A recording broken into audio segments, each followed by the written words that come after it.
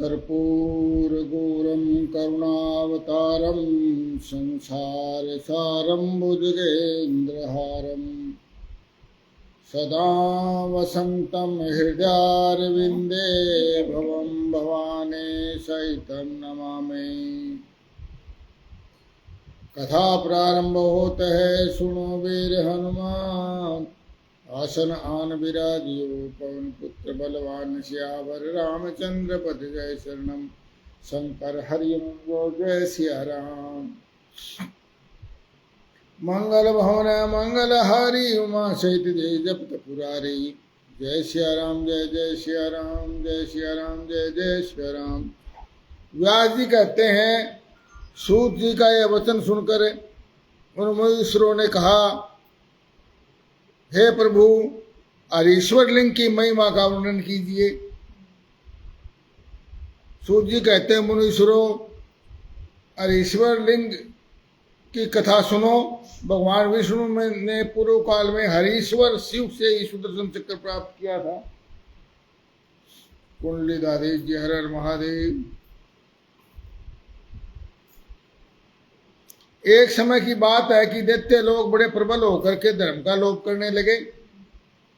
देवताओं ने भगवान देवरक्षक विष्णु से अपना दुख कहा, तब भगवान ने जाकर के कैलाश पर्वत पर जो न शिव की विधि पूर्वक आराधना करने लगे। वे 1000 नामों से शिव की स्तुति करते थे। जिस तरह विष्णु सहस्त्र नाम है, विष्णु जी के 1000 नाम, उसी तरह शिव के भी सहस्त्र नाम है। तो शिव सहस्त्र नाम का जप करने लगे। प्रत्येक नाम पर एक कमल चढ़ाते। तब भगवान शंकर ने विष्णु के भक्ति भाव की परीक्षा करने के लिए उनके द्वारा लाए हुए 1000 कमलों में से एक को छिपा लिया। शिव की माया के कारण घटित हुई इस घटना का भगवान विष्णु को पता नहीं लगा। मोनू शर्मा जी हर हर महादेव। तब उन्होंने एक फूल कम जानकर उनकी खोज आरंभ की। भगवान विष्णु सारी धरती पर घुमाए, पर वो फूल मिला नहीं। तब शुद्ध चेता विष्णु ने एक फूल की पूर्ति के लिए अपने कमल के समान अपने एक नेत्र को ही निकाल करके चढ़ा दिया। हर हर महादेव।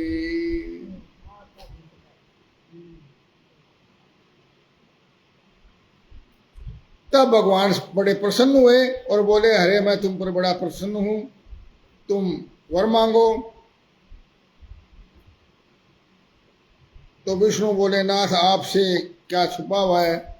मेरा अपना शस्त्र दैत्यों के वध में काम नहीं देता, इसलिए मैं आपकी शरण में आया हूं।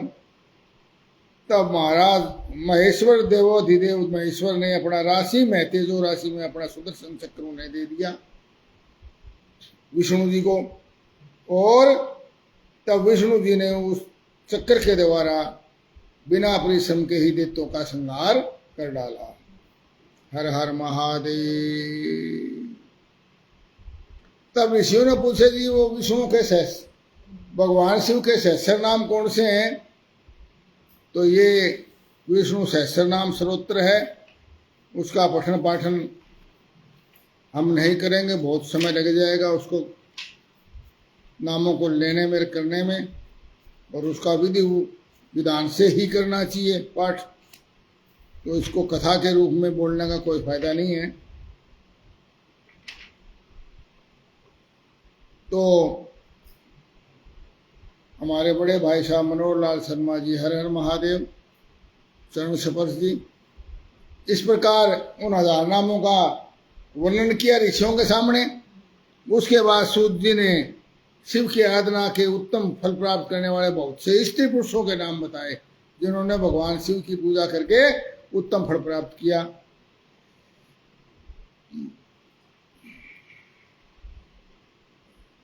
इसके बाद ऋषियों ने फिर पूछा कि प्रभु हमें ये बताइए, शिव जी भगवान कैसे संतुष्ट होते हैं। तो सूत जी ने कहा, ऋषियों सुनो, वही बात किसी समय ब्रह्मा विष्णु और पार्वती ने भगवान शिव से पूछी थी। यही बात भी आप कैसे प्रसन्न होते हो। भगवान शिव बोले मेरे बहुत से व्रत हैं, जो जिनमें से मुख्य 10 व्रत हैं जिन्हें जवाली श्रुति के द्वारा 10 सही व्रत कहते हैं। तो ये व्रत है, प्रत्येक अष्टमी को केवल रात में भोजन करें। विशेषकर कृष्ण पक्ष की अष्टमी को भोजन का सर्वथा त्याग कर दें। शुक्ल पक्ष की एकादशी को भी भोजन छोड़ दें, किंतु कृष्ण पक्ष की एकादशी को रात में पूजन करने के पश्चात भोजन किया जा सकता है। शुक्ल पक्ष की 13 को तो रात में भोजन नहीं करना चाहिए, तो रात में ही भोजन करना चाहिए, परंतु कृष्ण पक्ष की चतुर्दशी को बिल्कुल भी भोजन नहीं करना चाहिए। दोनों पक्षों में प्रत्येक सोमवार को केवल रात में ही भोजन करना चाहिए। शिव के व्रत में तत्पर रहने वाले लोगों के लिए अनिवार्य नियम है। इस प्रकार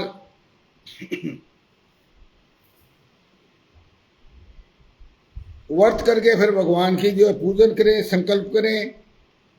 देवादिदेव महादेव नीलकंठ आपको नमस्कार है, और फिर संकल्प करके पूजन सामग्री का संग्रह करें।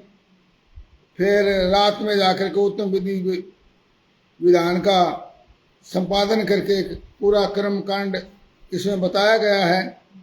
और चारों पैरों की रात को पूजन बताया गया है अलग अलग। और उसके पश्चात उन्हें सुखदायक कृपा निधान शिव मैं आपका शरण हूँ, आप मेरे प्राण में लगे हैं। भगवान आप प्रसन्न हो महादेव, मेरे कुल में सदा आपका भजन होता रहे। इस प्रकार प्रार्थना करके भगवान शिव को पुष्पांजलि दे। और इस व्रत का फल का वर्णन नहीं किया जा सकता। मेरे पास ऐसी कोई वस्तु नहीं है जिसे शिवरात्रि व्रत करने वाले के लिए मैंने दे डालूं। भगवान शिव कहते हैं, सूर्य जी कहते हैं, महर्षि भगवान शिव का ये अत्यंत हितकारक और अद्भुत वचन सुनकर विष्णु अपने धाम को लौट गए। और उसके बाद उत्तम व्रत का अपना हित चाहने वाले लोगों में प्रचार हुआ। फिर शिवरात्रि के व्रत की उद्यापन विधि बताई है कि शिवरात्रि की विधि सुनो। 14 वर्ष तक लगातार शिवरात्रि के शुभ व्रत का पालन करना चाहिए, और उसके पश्चात उद्यापन होता है 14 साल के बाद। और त्रयोदशी को एक समय भोजन करके चतुर्दशी को पूरा उपवास करना चाहिए। शिवरात्रि के दिन नित्य कर्म करके शिवालय में जाकर शिव का पूजन करें, और भगवान की प्रतिमा पार्वती सहित बनाएं, शिवलिंग की स्थापना करें। उसके बाद षोडश उपचार से उसका पूजन करें, फिर प्रार्थना करें, और सारी पूजा के पश्चात पुष्पांजलि और विसर्जन। इस प्रकार करने से पूर्ण फल की प्राप्ति होती है शिवरात्रि के। ऋषियों ने पूछा, सूर्य जी पूर्व काल में किसने इस उत्तम व्रत शिवरात्रि का व्रत किसने करा, उसको फल मिला, कोई है ऐसा उदाहरण?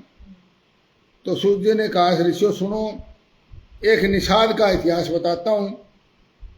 निषाद कौन होते हैं? भील होते हैं, शिकारी, वन में रहने वाले। वन में एक भील रहता है जिसका नाम था गुरुद्रुह। उसका कुटुंब बड़ा था और वह बलवान और क्रूर स्वभाव होने के कारण क्रूर कर्मों में लगा रहता था। नाना प्रकार के मृगों को मारता, वन में जाकर नाना प्रकार की चोरियां करता। बचपन से उसने कोई शुभ कर्म नहीं किया, यही काम करे, पाप कर्म। इस प्रकार वन में रहते हुए उस दुरात्मा भील का बहुत सा समय बीत गया। एक दिन बड़ी सुंदर और शुभकारक शिवरात्रि आई, किंतु वह दुरात्मा घने जंगल में निवास करने वाला था, वो व्रत को क्या जाने। और उसी दिन उस भील के माता पिता और पत्नी से भूख से पीड़ित होकर कहा, वनेचर हमें खाने को दो, भूखा मरा हम तो। इस प्रकार वह धनुष लेकर के चल पड़ा और मृगों के शिकार के लिए संदीप भारद्वाज जी हर हर महादेव, कुंडली दादी जी हर हर महादेव, और मृगों के शिकार के लिए सारे वन में घूमने लगा। उस दिन भगवान की ऐसी करनी हुई कि दिन छिप गया, परंतु उसको कुछ नहीं मिला। भगवान की करनी, उससे उसको बड़ा दुख हुआ। वो सुनने लगा अब मैं क्या करूँ, मैं घर आ जाऊँ तो घर के तो पहले ही कह रहे हैं हम तो मर रहे हैं भूखे, कैसे जाऊँ, घर में जो बच्चे हैं, माता पिता है, उनका क्या होगा, मेरी पत्नी की क्या दशा होगी, घर तो मुझे कुछ लेके जाना चाहिए। ऐसा कहकर व्याघ्र एक जलाशय के नजदीक पहुंचा और पानी में उतरने का घाट था, वहां खड़ा हो गया। वह मन ही मन विचार करता था कि कोई न कोई जीव पानी पीने के लिए जरूर आएगा, यहाँ उसको मार डालूंगा। ऐसा निश्चय करके वह व्याघ्र एक बेल के पेड़ पर चढ़ गया, बेल पत्र, बेलगिरी, और वहीं पर जल साथ लेकर बैठ गया ऊपर। भी प्यास लगेगी तो पानी पीते रहेंगे, नीचे उतरना नहीं पड़ेगा बार बार। उसके मन में ये चिंता थी कि कब कोई जीव आएगा, कब मैं उसे मारूंगा। इस प्रकार भूख प्यास से पीड़ित होकर के और वो बैठा रहा वहां। रात के पहले पैर में एक प्यासी हिरणी वहां आई, जो चकित होकर जोर जोर से चौंकड़ी भर रही थी। ब्राह्मण उस मुर्गी को देखकर व्याध को बड़ी खुशी हुई। उसने तुरंत ही उसके वध के लिए धनुष्वरपणा एक बाण का संधान किया। ऐसा करते हुए उसके हाथ के धक्के से थोड़ा सा जल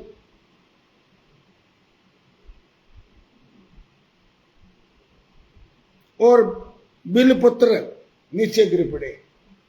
और भगवान की करनी क्या है कि वहां पर जैसे जहां गिरा वहां पर शिवलिंग था, उसको पता ही नहीं था।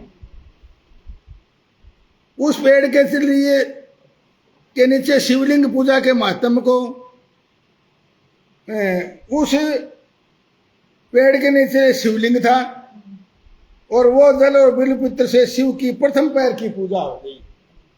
मतलब शिवरात्रि का जो कहा है शिव की पूजा, चारों पैरों में पूजा करनी होती है। तो पहले पैर की पूजा अपने आप ही होगी, उसको पता नहीं लगा, जल भी पड़ गया अपने आप ही, क्योंकि वो बाण करने का जल का जो बर्तन था उससे पानी नीचे हो गया थोड़ा सा। रिद्धि भारद्वाज जी, हर हर महादेव। और उसके प्रभाव से व्याध का बहुत सा पाप तत्काल ही नष्ट हो गया। हर हर महादेव। अब वहां होने वाली खड़खड़ाहट की आवाज को सुनकर हिरणी से ऊपर देखा और व्याध को देखते हुए व्याकुल होकर बोले, हे व्याध, तुम ये क्या करना चाहते हो, सच सच बताओ, मेरी तृप्ति तान क्या है। बोला, आज मेरे कुटुंब के लोग भूखे हैं, अतः तुमको मारकर उनकी भूख मिटाऊंगा। ऐसा कठोर वचन सुनकर के मृगी सोचने लगी, अब मैं क्या करूं, कहां जाऊं। मृगी बोली, भील, मेरे मांस से तुमको सुख होगा। इस अनर्थकारी शरीर के लिए इससे अधिक महान पुण्य का कार्य और क्या हो सकता है कि मेरे मांस से तेरे को और तेरे परिवार को खुशी मिलेगी, भूख मिटेगी। इससे ज्यादा तो मेरे लिए कोई और है ही नहीं दान। इससे मुझे जो इस लोक में जो पुण्य प्राप्त होगा उसका 100 वर्षों में वर्णन नहीं किया जा सकता, क्योंकि उपकार से यही पुण्यम जाते तुहे तत्पुण्यम सकते नैव वक्तुम वर्ष शतरपि, वर्ष शत यानी 700 सालों तक भी उसका वर्णन नहीं हो सकता। परंतु इसमें मेरे सब बच्चे मेरे आश्रम में हैं, मैं उन्हें अपनी बहन को या स्वामी को सौंपकर तुरंत लौट आऊंगी। तुम मेरी इस बात को झूठा ना समझो, इसमें संशय नहीं। सत्य से ही धरती टिकी हुई है और सत्य से ही समुद्र अपनी मर्यादा में स्थित है। मैं सत्य कहती हूँ। मृगी के ऐसा कहने पर जब व्याध ने उसकी बात नहीं मानी, तब उसने कहा, हे व्याध, सुनो, मैं तुम्हारे सामने ऐसी शपथ खाती हूँ जिससे घर जाने पर मैं उससे तुम्हारे पास लौट आऊंगी। ब्राह्मण यदि वेद वेश दें और तीनों काल संध्या न करे तो उसे जो पाप लगता है, और जो पति की आज्ञा का उल्लंघन करके स्वेच्छानुसार कार्य करने वाली स्त्री को जो पाप लगता है, भगवान से और किए उपकार को न मानने वाला कृतघ्न आदमी, भगवान शंकर से विमुख रहने वाला, दूसरों से द्रोह करने वाला, धर्म को लांघने वाला, विश्वासघात और छल करने वाले लोगों को जो पाप लगता है वो मेरे को वो पाप लग जाए। इस तरह वो चुपचाप खड़ी हो गई व्याध ने उस पर विश्वास करके कहा, अच्छा अब तुम अपने घर को जाओ। तब मृगी बड़े हर्ष के साथ पानी पीकर अपने आश्रम मंदिर में चली गई। अब इतने में रात का पहला पहर व्याघ्र के जागते जागते बीत गया। तब उस हिरणी की बहन दूसरी मृगी, जिसने पहली ने समन किया था, उसी राह को देखते हुए जल पीने के लिए वहां आ गई। उसे देखकर भील ने बाण का फिर करके छूटा, फिर वो उसी तरह जल गिर गया दूसरी पैर में, और बेलपत्र नीचे गिर गए। दूसरे पैर की भी पूजा हो गई।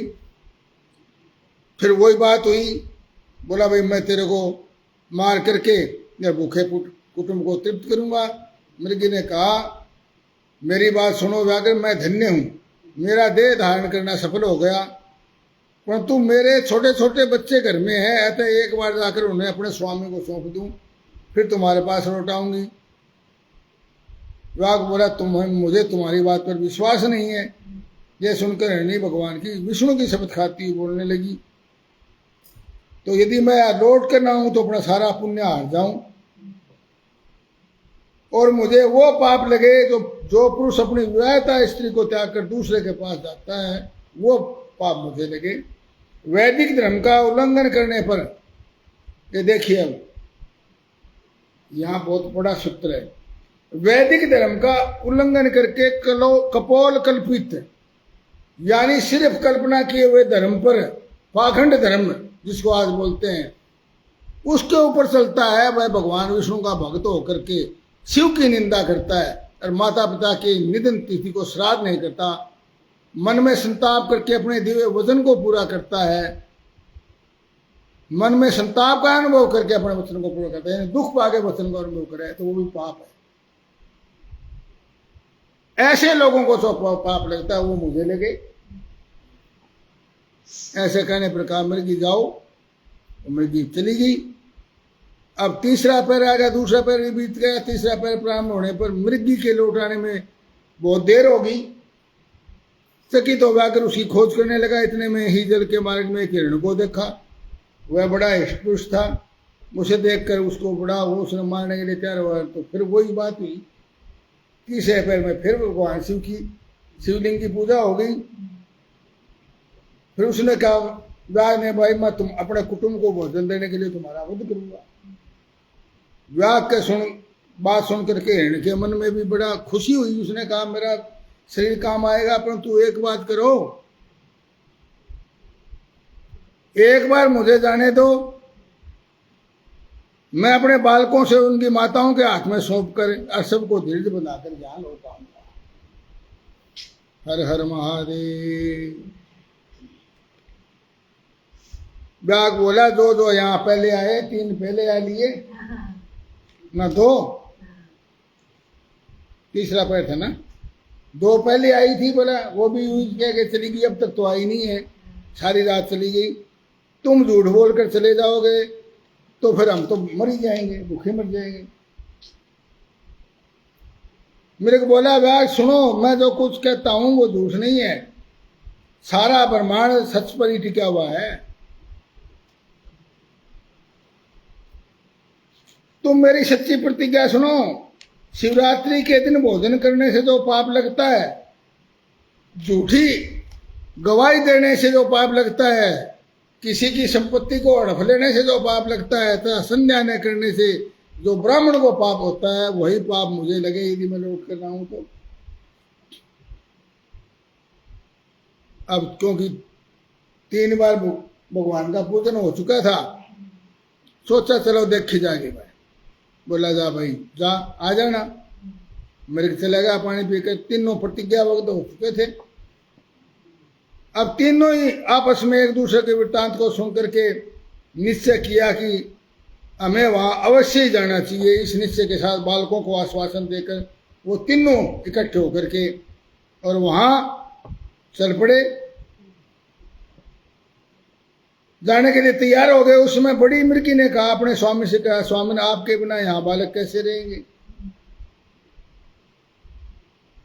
पर वो मैंने वहां पर जाने की सबसे पहले प्रतिज्ञा की थी, इसलिए मुझको जाना चाहिए। आप दोनों इन बच्चों के पास रहो। छोटी मृगी बोली, बहन मैं तुम्हारी सेवका हूं, इसलिए आज मैं ही व्याग के पास जा रही हूं, तुम रहो यहीं। यह कहकर मृग बोला, मैं ही वहां जाता हूं, तुम दोनों यहां रहो, क्योंकि बच्चों की रक्षा माता से होती है, आदमी से नहीं होती, पुरुष माता से होती है। यह बात सुनकर के धर्म की दृष्टि से दोनों मृगियों ने उसे स्वीकार नहीं किया। वे दोनों अपने पति से बोली, पर वो पति के बिना इस जीवन को धिक्कार है। तब उन सब ने अपने बच्चों को सांत्वना देकर उन्हें पड़ोसियों के हाथ में सौंप दिया और स्वयं ही तीनों ने वहां व्याघ्र शिरोमणि जहां बैठा था वहां पर पहुंच गया। सोनूराज जी हर हर महादेव।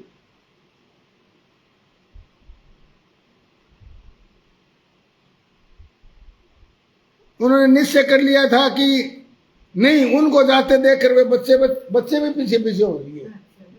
हाँ, उन्होंने निश्चय कर लिया कि जो हमारे माता पिता की गति होगी वही हमारी होनी चाहिए। सबको साथ आया देखकर व्याघ्र को बड़ी प्रसन्नता हुई और पूरे पदार्थ आ गए।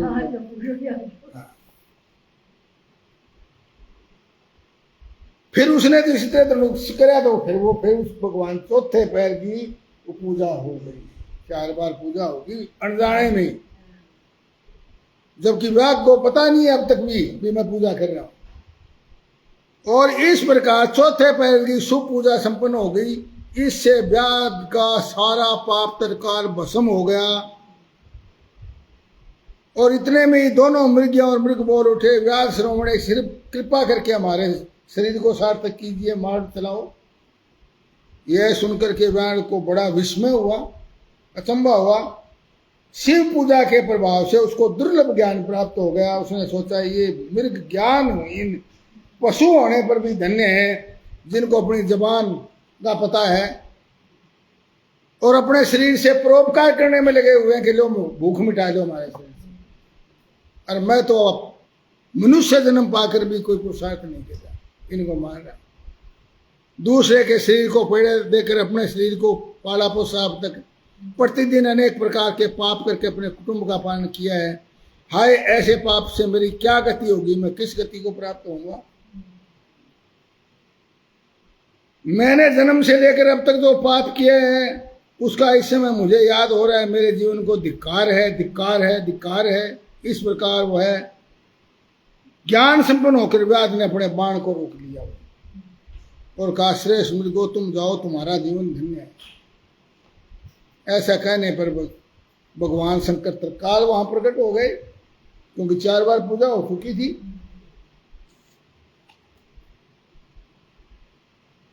बोला, भील मैं तुम्हारे वर से प्रसन्न हूं, वर मांगो। व्याघ्र भी भगवान शिव के उस रूप को देख करके तत्काल जीवन मुक्त हो गया और कहा, मैंने सब कुछ पा दिया, और भगवान के चरणों में गिर पड़ा। इस भाव को देखकर भगवान शिव भी मन में बड़े प्रसन्न हुए। उसे गुह नाम देकर कृपा दृष्टि से देखते उसे दिव्य वर दिए और बोले, व्याघ्र सुनो, आज से तुम श्रृंगेरपुर में उत्तम राजधानी का आश्रय लेकर के दिव्य भोगों का उपभोग करो और तुम्हारे वंश की वृद्धि निर्विघ्न रूप से होते रहेगी। मेरे भक्तों पर कृपा करने वाले भगवान राम एक दिन निश्चय तुम्हारे घर पधारेंगे। ये है वो निषाद राजगो, उसका पूर्वज था वो।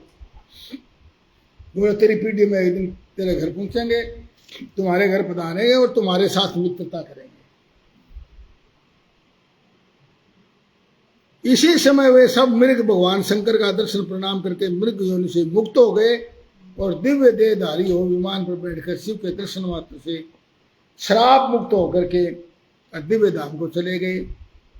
तब से अर्बुद पर्वत पर भगवान शिव व्याधेश्वर नाम के भगवान व्याधेश्वर के नाम से प्रसिद्ध हुए, जो दर्शन और पूजन करने से तत्काल भोग और मोक्ष प्रदान करते हैं। तो मैं ऋषियों, ये शुभ शिवरात्रि का व्रतराज के नाम से विख्यात है। ये तुमने पूछा था कि कोई बताओ भी किसको फल मिला हो, तो ये फल मैं बता रहा हूं। ऋषियों ने पूछा, सूत जी आपने बारंबार मुक्ति का नाम लिया है, यहाँ मुक्ति मिलने पर क्या होता है, मुक्ति में जीव की कैसी अवस्था होती है ये बताओ। मुक्ति है क्या? आपने बार बार कहा मुक्ति मुक्ति मुक्ति, है क्या मुक्ति? और मुक्ति होने पर क्या हो जाता है, क्या हालात बनती है, क्या अवस्था बनती है बताओ। सूत जी ने कहा है, मैं ऋषियों सुनो, मैं तुमसे एक संसार क्लेश का निवारण और परमानंद का दान करने वाली मुक्ति का स्वरूप बताता हूं। मुक्ति 4 प्रकार की है। पहली है सारूप्या मुक्ति, दूसरी है सालोक्या मुक्ति, तीसरी है सानिध्या मुक्ति और चौथी है सायुज्या मुक्ति। इस शिवरात्रि व्रत से सब प्रकार की, चारों प्रकार की मुक्तियां सुलभ हो जाती हैं।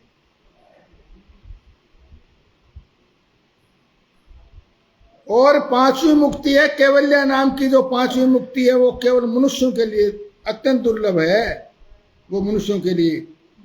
उसके लक्षण बताता हूं, वो सबसे श्रेष्ठ है। बोला इस संसार में शिव के 2 रूप बताए गए हैं, सकल और निष्कल, यानी साकार और निराकार। शिव तत्व सत्य ज्ञान अनंत सच्चिदानंद नाम से प्रसिद्ध है और वो निर्गुण उपाधिरहित अविनाशी शुद्ध निरंजन निर्मल है।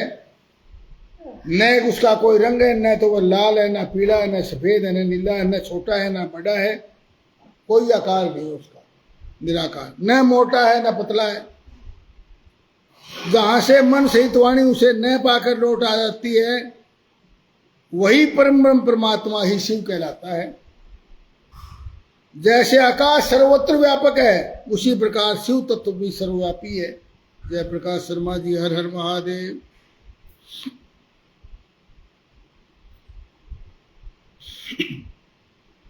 यह माया से परे शिव तत्व और द्वंद्वों से रहित तथा मत्सरता शून्य परमात्मा है।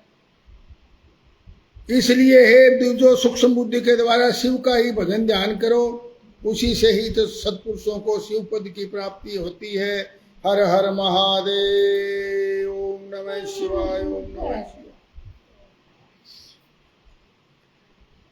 परंतु संसार में ज्ञान की प्राप्ति अत्यंत कठिन है, परंतु भगवान का भजन अत्यंत शुक्र माना गया है। शुक्र का मतलब सुख करने वाला।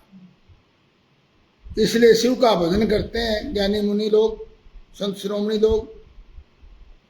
ज्ञान स्वरूप मोक्ष आता परमात्मा भी भगवान शिव के ही अधीन है, जो मोक्ष देने वाला परमात्मा है।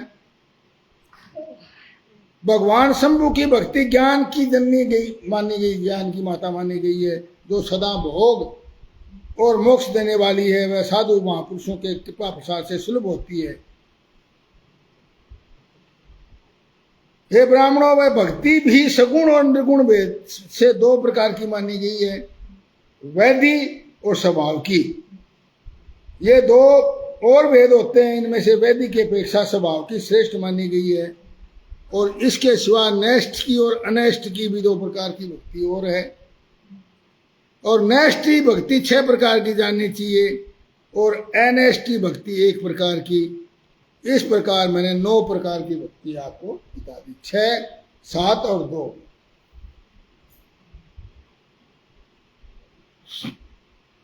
इस प्रकार दोनों प्रकार की भक्तियों के सुनने आदि के भेद से 9 अंग जानने चाहिए, यानी 9धा भक्ति। इसको रामायण में भी बताया है। कहाँ बताया है? बिलने में बताया भगवान राम ने 9धा भक्ति का। भगवान की कृपा के बिना इन भक्तियों का संपादन होना कठिन है। ये भक्ति है, इनमें से कोई भी भक्ति है, भगवान की कृपा के बिना वो भक्ति मिलती नहीं। हर किसी के बस की भक्ति है नहीं। भक्ति तभी प्राप्त होती है जब भगवान की कृपा होती है। और उनकी कृपा से ही इनका भक्तियों का सुगमता पूर्वक साधन होता है, आसानी से। बीजो भक्ति और ज्ञान को शंभु ने एक दूसरे से भिन्न नहीं बताया। भक्ति ज्ञान में कोई फर्क नहीं है। भक्ति मिलने से, भक्ति करने से क्या होगा? ज्ञान प्राप्त अपने आप ही हो जाएगा। दिनेश दादेश जी, हर हर महादेव। भक्ति और ज्ञान को शंभु ने एक दूसरे से भिन्न नहीं माना, हाले एक ही चीज है दोनों, भक्ति और ज्ञान।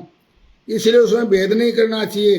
ज्ञान और भक्ति दोनों को ही साधक दोनों ही साधक को सदा सुख मिलता है इन ज्ञान और भक्ति दोनों से। ब्राह्मणों जो भक्ति का विरोधी होता है उसे ज्ञान की प्राप्ति कभी नहीं होती। हर हर महादेव। और शिव की भक्ति करने वाले को ज्ञान प्राप्त बड़ी आसानी से होता है। अतः मुनीश्वरों, महेश्वर की भक्ति का साधन करना आवश्यक है, उसी से सबकी सिद्धि होगी, इसमें संशय नहीं। महर्षि तुमने जो कुछ पूछा था उसका मैंने वर्णन कर दिया है। इस प्रसंग को सुनकर सब मनुष्य पापों से निसंदेह मुक्त हो जाएगा। ओम नमः शिवाय, ओम नमः शिवाय, हर हर बोले नमः शिवाय। कथा समाप्त होते हैं, सुनो वीर हनुमान।